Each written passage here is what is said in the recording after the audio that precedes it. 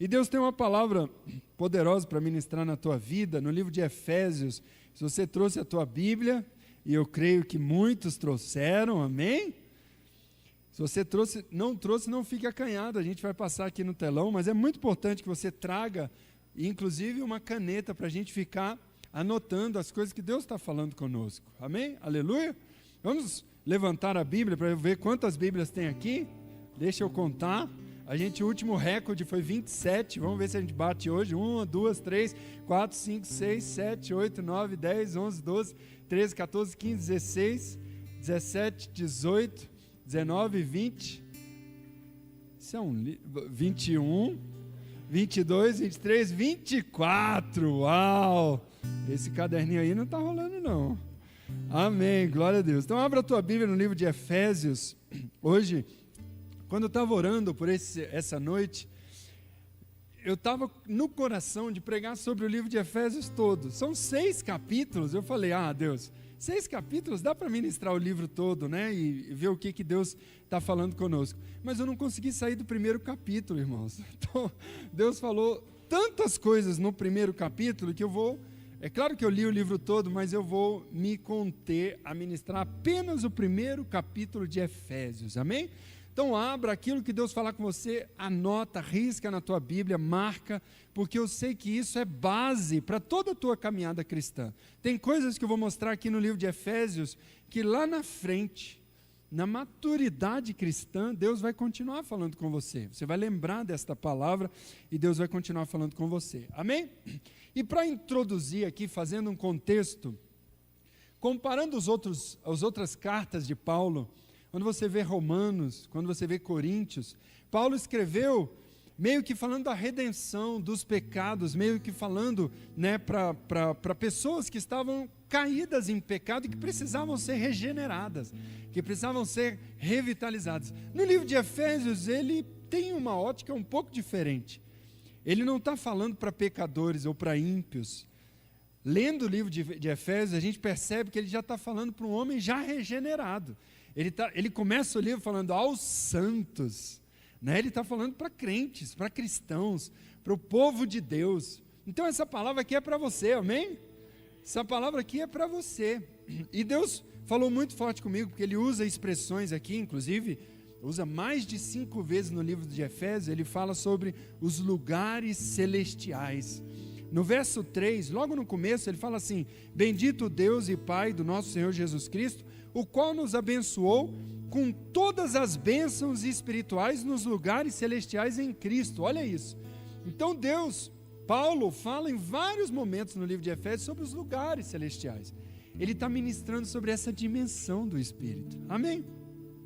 E é sobre isso que eu quero ministrar na tua vida hoje. Sobre o poder do Espírito Santo. Sobre a dimensão que nós, filhos de Deus, podemos andar. Sobre os lugares celestiais. E obviamente, para falar dos lugares celestiais, eu tinha que ter uma palavra só. Então nós vamos dar uma pincelada sobre as bênçãos espirituais que ele se refere aqui no verso 3.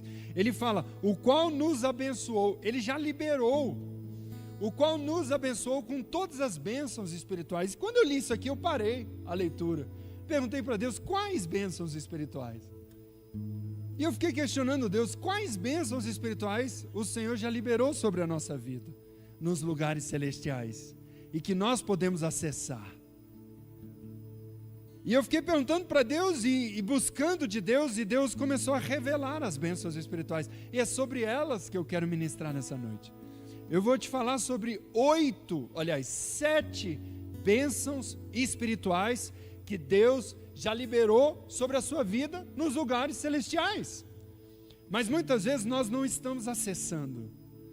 Não estamos acessando por falta de conhecimento, não estamos acessando porque não temos revelação, não estamos acessando por qualquer motivo. Mas o fato é que nós podemos e precisamos ter revelação suficiente. Essa é a minha oração, esse é o meu objetivo com essa palavra, para começar a usufruir dessas bênçãos espirituais nos lugares celestiais, o qual Deus já nos abençoou, o qual Deus já liberou sobre a nossa vida. Amém, irmão? Glória a Deus. Então, se você trouxe uma caneta, eu quero que você separe. Se você não trouxe, ali atrás, lá no pedidos de oração, tem várias canetas ali. Você pode pegar, depois você devolve lá, amém? Mas pega uma caneta, porque eu creio que Deus vai falar forte com você. Então, eu fiquei... As bênçãos espirituais, eu queria... Daniel, a gente consegue jogar todas as bênçãos ali no telão? Já quero mostrar de cara quais são e depois vou ministrar uma a uma. Olha lá. Fomos eleitos nele. Então, no verso 4, coisa interessante, ele fala no verso 3 que já nos abençoou com todas as bênçãos espirituais. Depois do verso 4 até o verso 23, ele vai detalhando essas bênçãos. Amém? Então, no verso 4, ele fala que nós fomos eleitos nele. E eu acho muito interessante essa expressão, vou explicar. No verso 4 ainda, ele fala que nós somos santos e irrepreensíveis diante dele. E você vai entender que santidade é diferente de perfeição, amém? Então nós somos santos e irrepreensíveis. E quantas vezes a gente chega diante de Deus e acha que Deus está triste conosco? Porque nós não somos tão irrepreensíveis assim. Eu quero liberar essa bênção sobre a sua vida. No versos 5 e 6, fala que Ele nos predestinou para filhos agradáveis.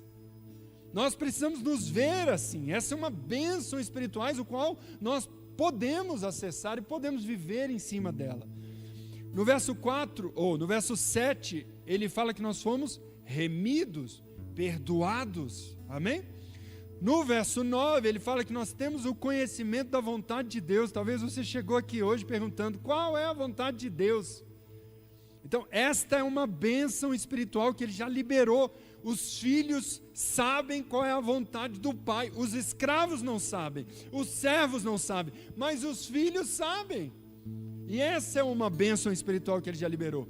Verso 6, somos cheios. Eu não falei que nós temos o Espírito Santo. Nós somos cheios do Espírito Santo de Deus. E o outro, verso 19, ele fala, nós somos cheios de poder. Então, é sobre essas 7 bênçãos espirituais que eu quero ministrar e que Deus me dê graça para falar sobre tudo isso em 23 minutos, que é o que me deram ali, amém? Mas vamos lá, eu vou até 21 horas para a gente cumprir o horário, tá? Então, em meia hora, eu vou conseguir falar de tudo isso, se Deus quiser. Então, a primeira bênção que eu quero ministrar sobre a sua vida é que nós fomos eleitos nele. E essa expressão nele, em todas as cartas, Paulo usa isso. Ele não fala que nós somos fiéis a Cristo. Ele fala que nós somos fiéis em Cristo. Ele sempre usa a expressão nele, com ele, junto dele. Porque de fato nós não conseguimos fazer nada sozinho. É nele que nós somos abençoados. Amém? É como a videira e os seus ramos. O ramo sai da videira, não consegue mais ter seiva, não consegue mais ter o Espírito Santo, não consegue mais ser abençoado como deveria. É nele que nós somos fiéis. Então, nós somos eleitos nele, assim como o corpo de Cristo. Fala que a igreja é como um corpo e nós somos os membros, amém? Meninas, nós somos o corpo e os membros, então nós somos os membros do corpo de Cristo, amém? Então, sem estar no corpo, não dá para ser membro, não tem como ser mão sem a cabeça, não tem como ter corpo sem os membros, então nós somos membros do corpo, e eu fiquei pensando sobre isso, nós somos eleitos nele, e Deus me trouxe uma analogia que eu queria trazer para vocês, é sobre a mulher grávida.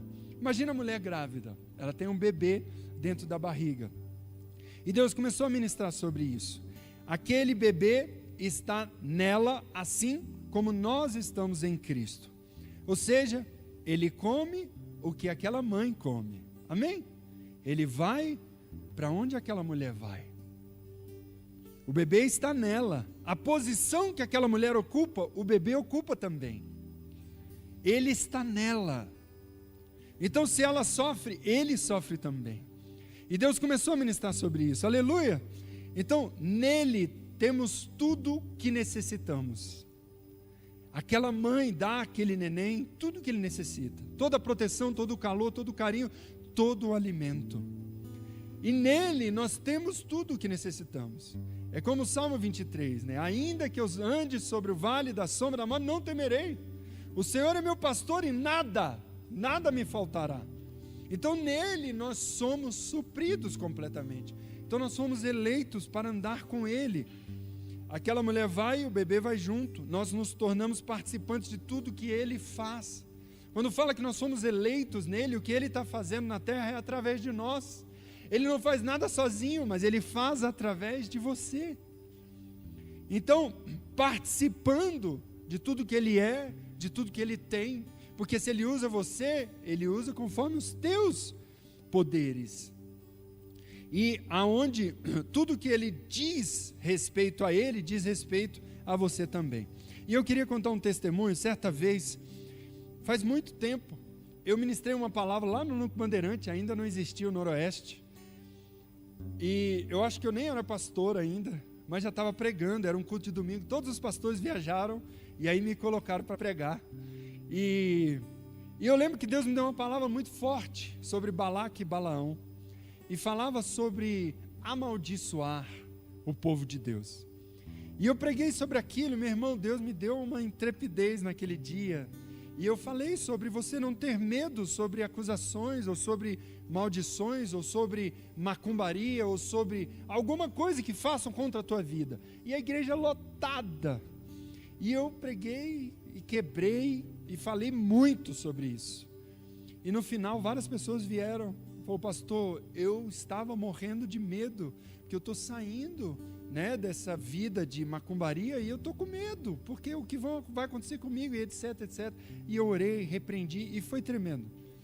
Fui dormir, fui para casa, dormimos, eu e a Aline, e no outro dia, quando eu acordei, o interfone tocando, umas 5h30, 6 horas da manhã, estava amanhecendo.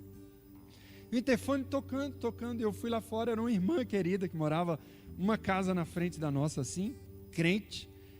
E aí eu atendi o interfone e ela falou: meu irmão, tem uma macumba aqui na porta da tua casa.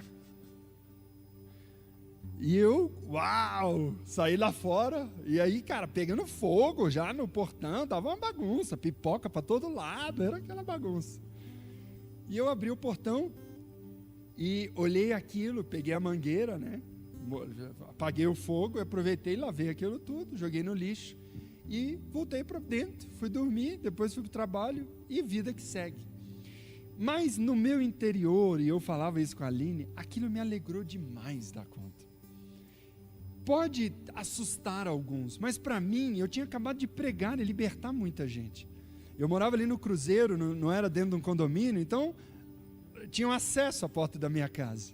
E aí aqueles macumbeiros tiveram, tem um rapaz pregando e libertando um monte de gente, vai lá e faz ele parar. E naquele dia eu entendi que eu estava nele, que eu estava agindo por ele, e que não havia maldição contra a minha vida. E é isso que você precisa entender.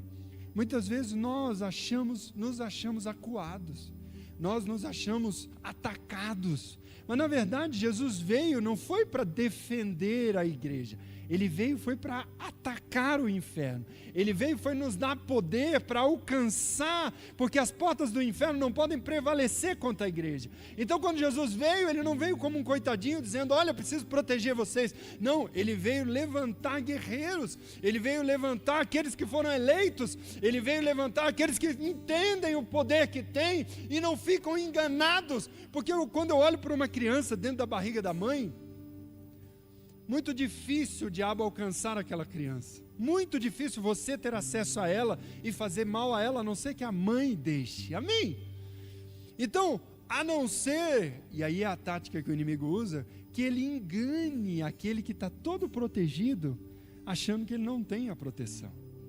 Olha, tua mãe não vai te dar comida, olha, você vai passar dificuldade, olha, não sei o que. E é assim que o inimigo faz conosco, tentando nos enganar. E hoje eu quero quebrar isso, em nome de Jesus, amém?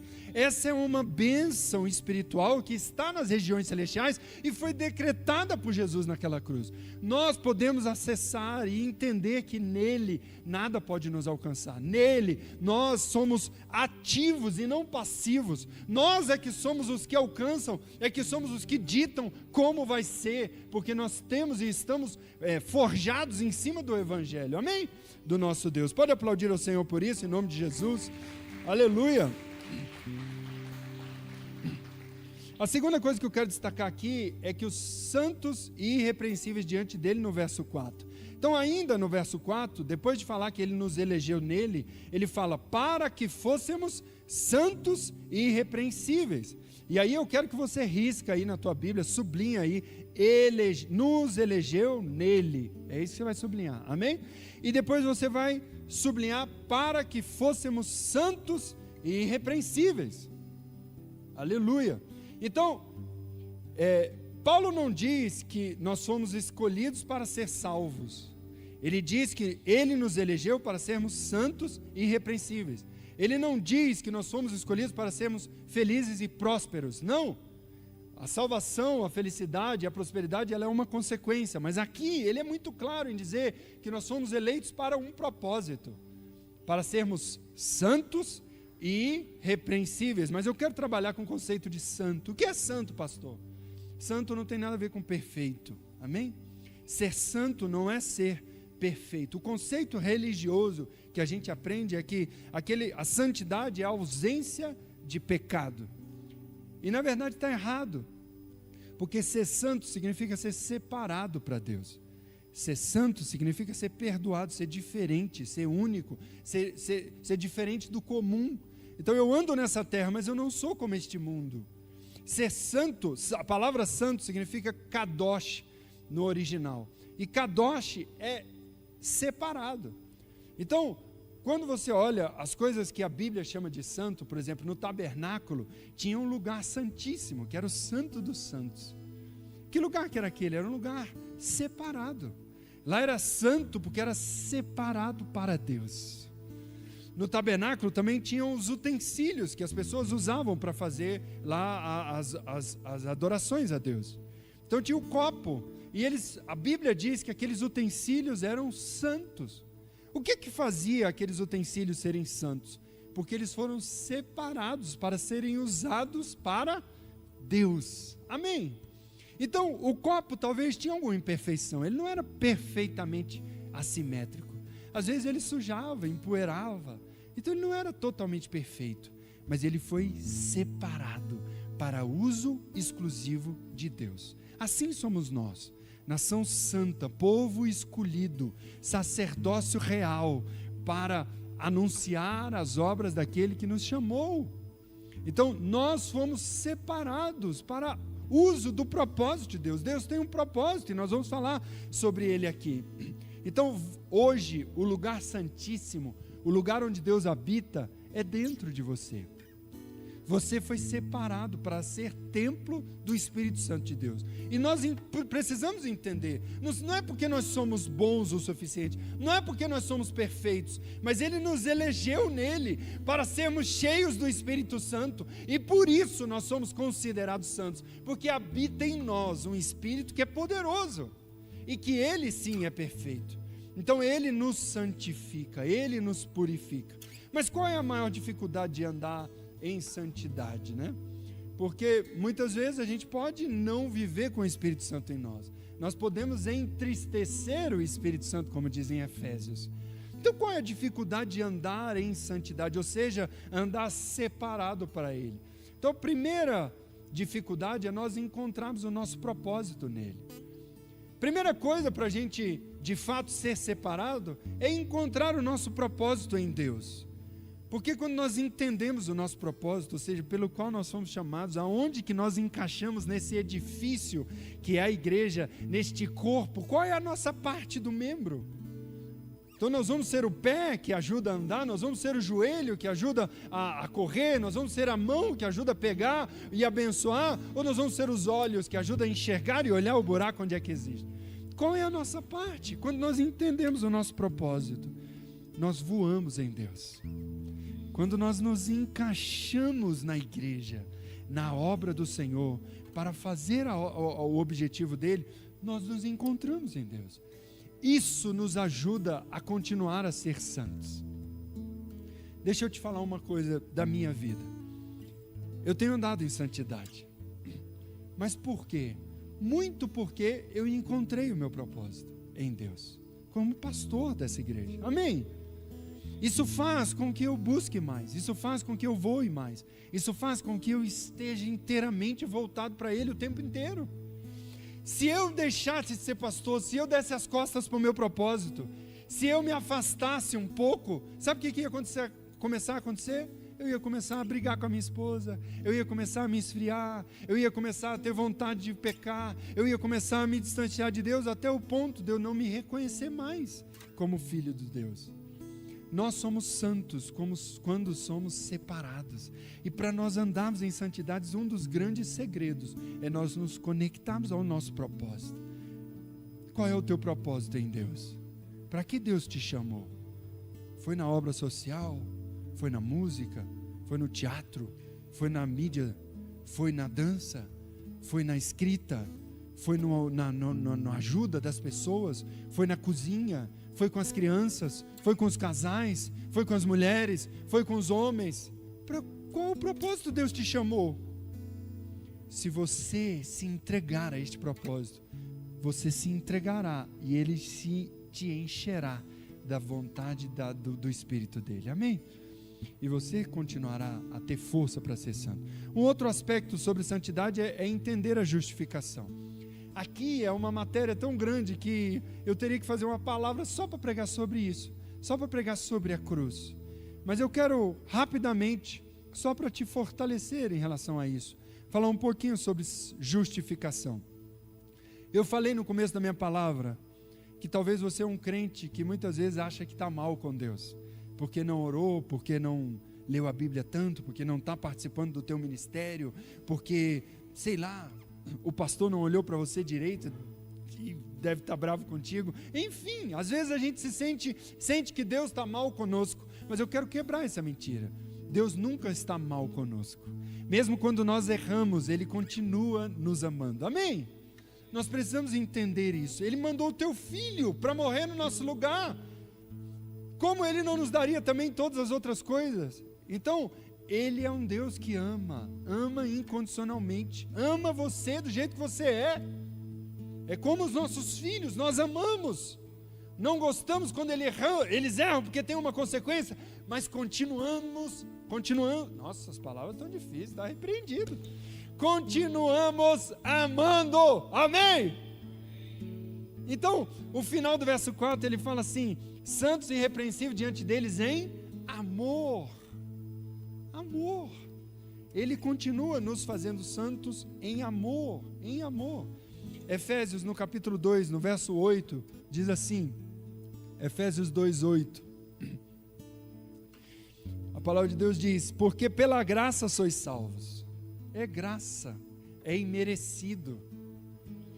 E isso por meio da fé. Isso não vem de vós, é dom de Deus, e não de obras, para que ninguém se glorie. Então é um texto muito forte, que fala sobre a graça de Deus, que fala sobre o amor de Deus. Você já ouviu falar das 4 criancinhas que não queriam tomar banho? Já contei essa história aqui, não? Haviam 4 crianças que não queriam tomar banho. Devem ser essas aqui, amém? Essas aqui, vocês vão participar do meu teatro agora, tá bom? Haviam 4 crianças que não queriam tomar banho. Até aí é um problema tranquilo, porque é só você botar elas no chuveiro. Não juntas, porque elas vão brigar e fazer uma bagunça, mas separadas. E aí, o problema era de fácil solução. Mas, tanto os pais daquelas crianças como as crianças resolveram tirar o chuveiro de casa, tirar a água da casa. Aí o problema ficou mais difícil, porque elas só estavam sujas, fedendo. Era fácil, era dar banho, resolvia. O problema é que agora a gente não tem mais água. Aí como é que resolve? Aí ficou difícil resolver. Por que eu estou ministrando isso? Porque com Jesus é assim. Nós pecamos e muitas vezes fedemos e muitas vezes ficamos sujos. Esse é um problema de fácil solução, porque todos somos pecadores, só um justo sequer. Como que é a solução? Vai tomar banho, vai para Jesus, é Ele que nos lava, é Ele que nos torna a nossa veste branca de novo, porque Ele morreu para que isso fosse feito, quantas vezes fosse preciso.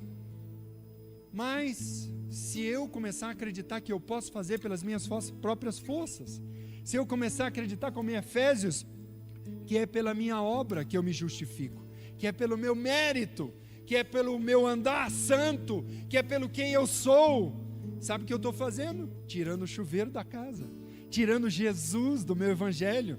Eu estou acreditando num evangelho falso, eu estou distorcendo o evangelho de Jesus, porque é Ele que me lava, não são minhas obras, é Ele que me justifica, não são as minhas obras. Mas o diabo fica jogando na sua cabeça que é o teu mérito, que é você que tem que dar conta, que é você que é um coitado. Olha para você, não, olha para Jesus, porque Ele morreu e foi preço alto que Ele pagou. Então nós podemos tomar banho nele, mas nós não podemos tirar o chuveiro, não podemos achar que somos nós que vamos resolver. Ele é o chuveiro que está disponível para nós nos lavarmos. Pastor, isso quer dizer que nós não temos que fazer obra nenhuma, tudo é Ele que faz? Não, olha o verso 10, às vezes a gente só lê o Efésios 2, 8 e 9, mas olha o que diz o verso 10, porque somos feitura sua, criados em Jesus para as boas obras. As boas obras não vêm antes da justificação, vêm depois. Quando nós entendemos que nele nós podemos, que ele nos justifica, nós começamos a atuar, nós começamos a agir, e aí ele começa a transformar a nossa vida, e aí renovar a nossa mente, mudar a nossa vontade, a nossa afeição, o nosso comportamento, e aí nós nos tornamos irrepreensíveis. Amém? Então tem muita gente dentro da igreja confusa, porque eu não sou tão bom assim, que estou fazendo aqui? Mas na verdade, você está aqui porque Ele te justificou, amém? E Ele te apoia, e nele você pode todas as coisas, nele você é santo e irrepreensível. Vamos aplaudir ao Senhor em nome de Jesus, aleluia! Aleluia! O terceira bênção espiritual são os filhos. Então no verso 5 e 8, a palavra de Deus diz assim: e nos predestinou para filhos. Eu já preguei aqui no domingo 10:30 da manhã sobre orfandade, sobre filhos, e preguei aqui numa quarta-feira só sobre isso. Mas eu quero falar sobre essa bênção espiritual rapidamente. Então, Ele não deseja só juntar alguns santos, Ele deseja que sejamos santos, mas Ele deseja também que entendamos o quanto somos filhos de Deus. Nós precisamos ter a mentalidade de filhos. É por isso que eu te chamo de irmão. E os mais jovens até jogam no inglesado, né? E aí, mano? Mano não é mala, né? Igual o pessoal de São Paulo. Pô, mano. Não, é porque é irmão. Filhos de Deus. Amém? Então, nós somos irmãos. E nós somos filhos do Senhor. Então, mas tem muita gente que não se sente filho.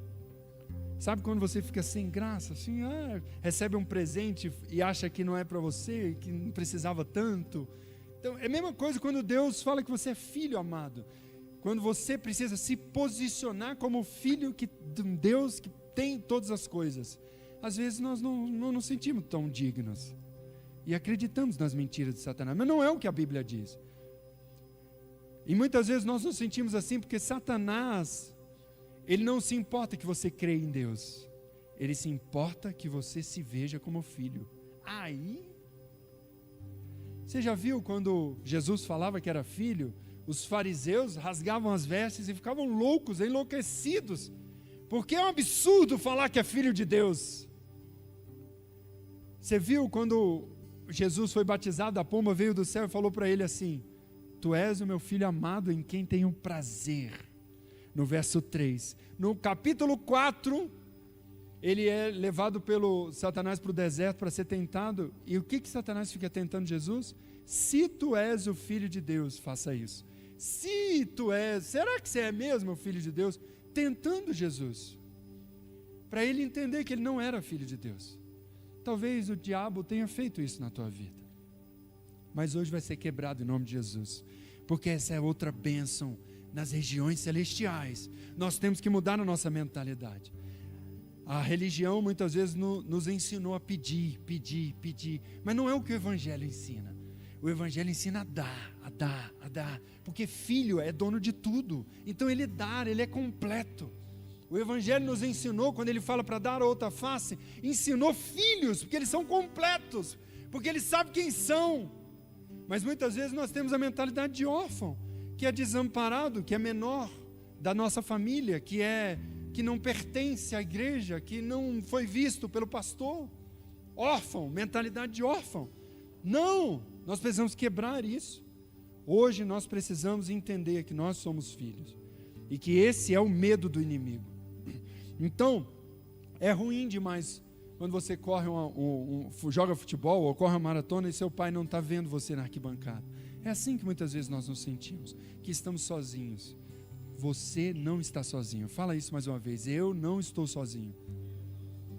Meu pai está comigo. Eu lembro uma vez que a Mel, ela perdeu o dentinho da frente naquela fase em que a criança fica banguelinha. E eu lembro como se fosse hoje, ela está morrendo de vergonha. Eu lembro como se fosse hoje, eu olhando para ela, aí ela sorriu para mim, só que ela sorriu com a boca fechada assim, sabe? Tentando esconder. E eu, como pai, estava amando aquilo, aquela janelinha, era lindo para mim, né? Mas ela estava com vergonha. É assim que muitas vezes nós fazemos, nós nos escondemos do nosso próprio pai que nos ama, assim como Adão e Eva fizeram lá no Éden. Não, Ele nos ama, Ele quer ver o teu defeito, Ele quer ver o teu pecado, Ele quer te ajudar, Ele quer estar com você, e a gente não o usa, amém? Mas isso está quebrando em nome de Jesus. Eu oro para que você veja o Senhor na sua vida, eu oro para que você veja o amor dEle, eu oro para que você não duvide do que Ele está fazendo, do que Ele vai fazer, em nome de Jesus. Então, a pessoa que tem mentalidade de filho, ele é completamente amado, ele se sente amado, sem precisar compensar alguma coisa, do jeito que ele é filho, então ele não precisa ficar compensando, ele se sente amado. Eu estou falando sobre a mentalidade de filho, para que você comece a pensar assim. O filho erra, amém? Filho não é perfeito, filho erra, mas ele continua sendo filho, porque Deus não desiste de você, porque o seu pai não desiste de você. Você pode entrar na casa, você pode abrir a geladeira, você pode entrar no Santo dos Santos. Deixa eu te falar, você pode fazer o Santo dos Santos na sala da tua casa, porque você é filho, e porque Ele rasgou o véu, e o que te separava dele foi quebrado. Você, quando Jesus te influencia, Ele está te influenciando como Espírito Santo, porque Ele é Pai, porque Ele quer te ajudar. Mas eu vou passar para frente, porque o meu tempo está acabando, ai meu Deus! A quarta bênção espiritual é que nós somos remidos. Esse eu vou falar bem rapidinho, porque eu já falei sobre santificação. E aí lá eu falei sobre o foco nosso, né? De tomar banho, de quando nós erramos, como nós podemos ser santos. Jesus nos justifica.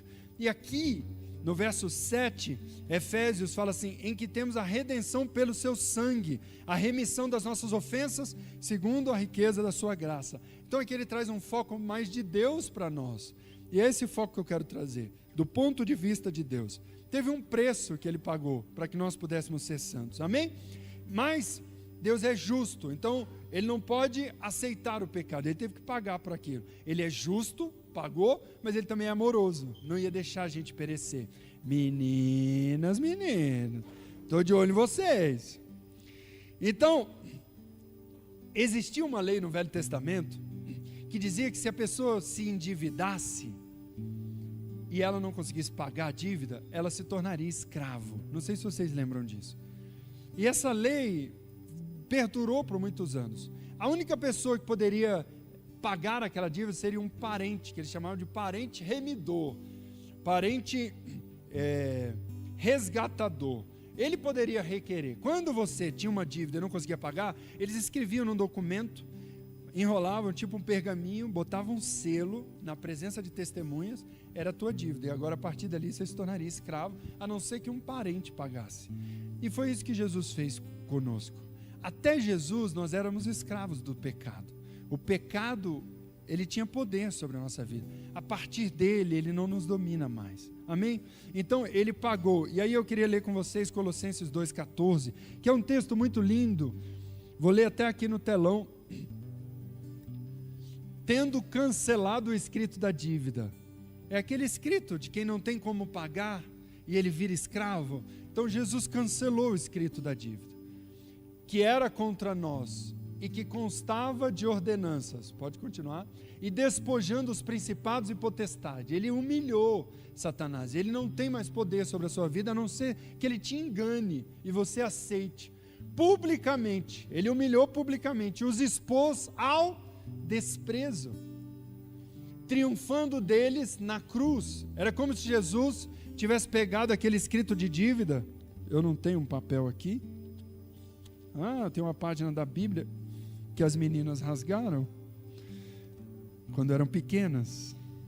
Então, esse era um escrito de dívida que Satanás usava contra você e ficava apontando na sua cara. Quando Jesus foi para a cruz, era como se ele tivesse pregado o teu escrito de dívida na mão dele, naquela cruz. E quando o sangue dele foi derramado, o escrito de dívida foi apagado. Aquilo foi anulado. Aquele escrito de dívida foi pago. E Satanás não tem mais nada contra você e não pode te acusar mais. Mas eu errei hoje, pastor. Você não sabe o que eu fiz hoje de manhã. Sim, mas você pode acessar a bênção espiritual e declarar sobre Satanás que Jesus morreu naquela cruz e ele foi humilhado o suficiente para que você não precise ser humilhado. Amém? Então você pode declarar isso e usar isso na tua vida. Quinta bênção espiritual, e faltam 3 minutos para 9 horas.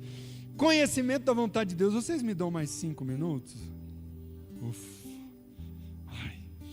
Conhecimento da vontade de Deus. Olha que tremendo. Então, vai lá no verso 9. O verso 9 diz assim: descobrindo-nos o mistério da sua vontade. Olha isso. E eu fiquei orando sobre isso. A vontade de Deus era um mistério e ficou um mistério por muitas gerações, por muitos séculos. Paulo diz que Deus se revelou neste tempo. E era um mistério porque ninguém entenderia o que Cristo fez antes de Cristo fazer. Era muito complexo para eles. Então, depois que Cristo morreu, é que pôde se compreender que Ele ressuscitou e que Ele pagou os nossos pecados. Então, foi desvendado esse mistério. Mas a pergunta que fica é: qual o propósito de Deus? O propósito de Deus é só nos eleger? O propósito de Deus é só nos fazer santos e irrepreensíveis? E a resposta é não. O propósito de Deus é reconciliar todas as pessoas com Ele. Ele nos elegeu para que possamos exercer o ministério da reconciliação, para que possamos ser usados nisso. O propósito de Deus, ele é eterno, é muito maior do que esse mundo aqui. O propósito de Deus é levar as pessoas para viver com Ele. Por isso Ele foi preparar lugar. Então o propósito de Deus é que você seja usado nisso. Uma vez, uma pessoa perguntou para um pastor muito querido nosso: pastor, vai ter mais gente no céu ou no inferno no fim dos tempos? Você sabe essa resposta? Vai ter mais gente no céu ou no inferno, Paulinho, no fim dos tempos? O pastor pensou, e a resposta que ele deu: pastor Teodoro de Goiânia, amado, fez meu casamento. Pastor Teodoro respondeu: depende de nós. Uau! Que privilégio! Depende de nós. Não é Deus que vai fazer, Ele nos escolheu para fazer através de nós. Esta é a vontade de Deus. Nós precisamos entender isso. A vontade de Deus é esta, e está muito clara em toda a Bíblia. Então nós temos esse privilégio de acessar isso. E eu queria, não dá tempo, não vou ler, mas anota aí 2 Coríntios, no capítulo 5, verso 18, fala do ministério da reconciliação. E fala lá claramente sobre isso, sobre nós participarmos disso. Nós somos corpo de Cristo, e isso não é mera ilustração. Ele é o cabeça usando você, Ele é o cabeça através de você, como um corpo mesmo. Amém? Nós participamos literalmente do que Ele quer fazer. E isso é grandioso, isso faz parte do principal motivo do universo, isso faz parte da Nova Jerusalém, em nome de Jesus. E eu quero mostrar aqui algo que a gente vai fazer no dia 8/10, um evangelismo na rua.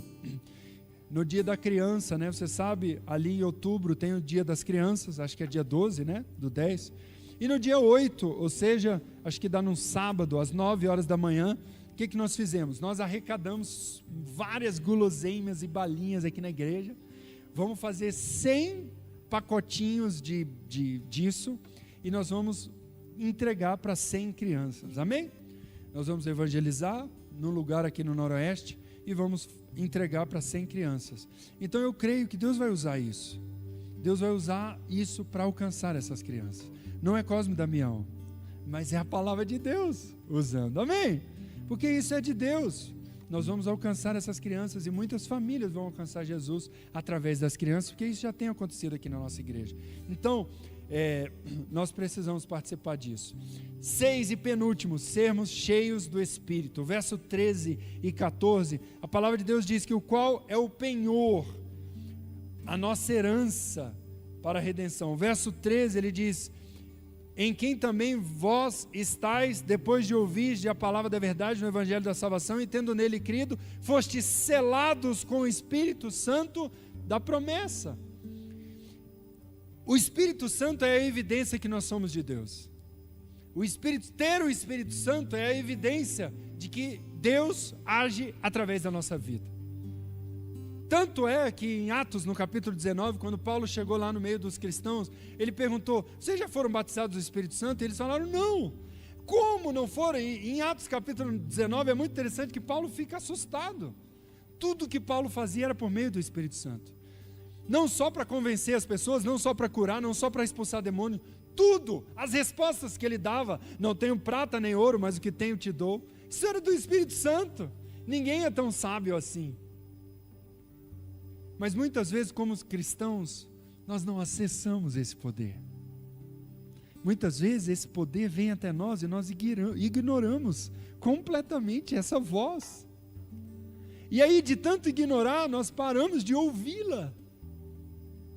E o que Deus está dizendo é que Ele já liberou uma bênção espiritual, que é nós sermos cheios do Espírito Santo de Deus. E isso é muito forte, porque não é difícil viver uma vida cristã sem o Espírito Santo. É impossível, não tem como. Não tem como viver uma vida cristã sem o Espírito Santo, amém? Então, pastor, e como eu posso ser cheio do Espírito Santo? A primeira coisa é não entristecendo Ele. Em Efésios no capítulo 4, no verso 30, capítulo 5, verso 30, sublinha esse texto aí, irmão, olha só: e não entristeceis o Espírito Santo de Deus, no qual estáis selados para o dia da redenção. E aí os versos seguintes falam como não entristecer o Espírito Santo. E eu não vou ler para gerar curiosidade em você, para você ler em casa, amém? Efésios capítulo 5, verso 30, como não entristecer o Espírito Santo. Fica aí na curiosidade. Mas tem uma outra coisa que faz a gente ser cheio do Espírito Santo. Pastor, mas eu quero ser cheio agora, como que eu faço? Em Atos no capítulo 9, Paulo orou por eles, eles foram batizados.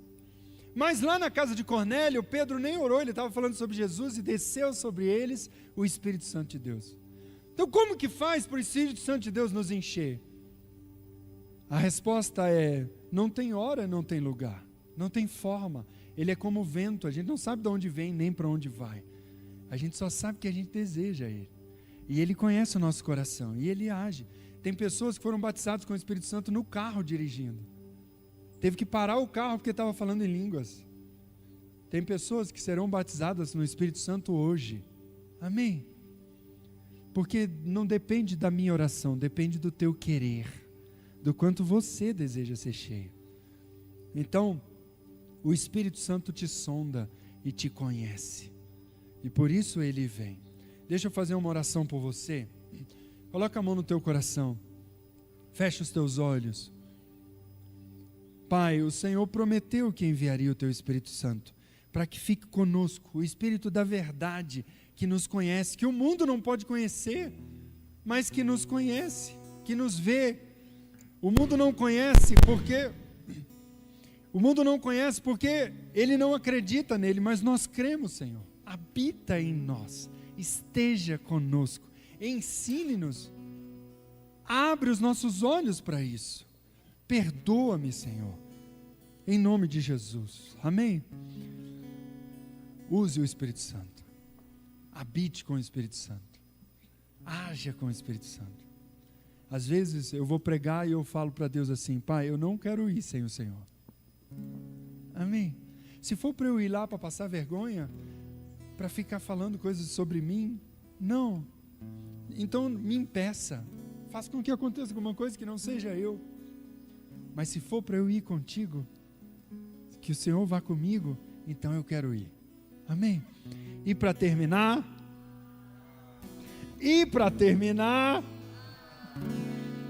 outra bênção é ser cheio do poder.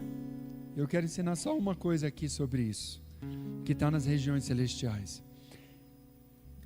Poder, revelação, tem a ver com transformação, amém? Então, você tem muita revelação quando você é muito transformado. Às vezes a gente fala de poder e acha que revelação é você descobrir alguma coisa que ninguém nunca falou ou que ninguém nunca fez. Uau! Aquele cara teve uma revelação.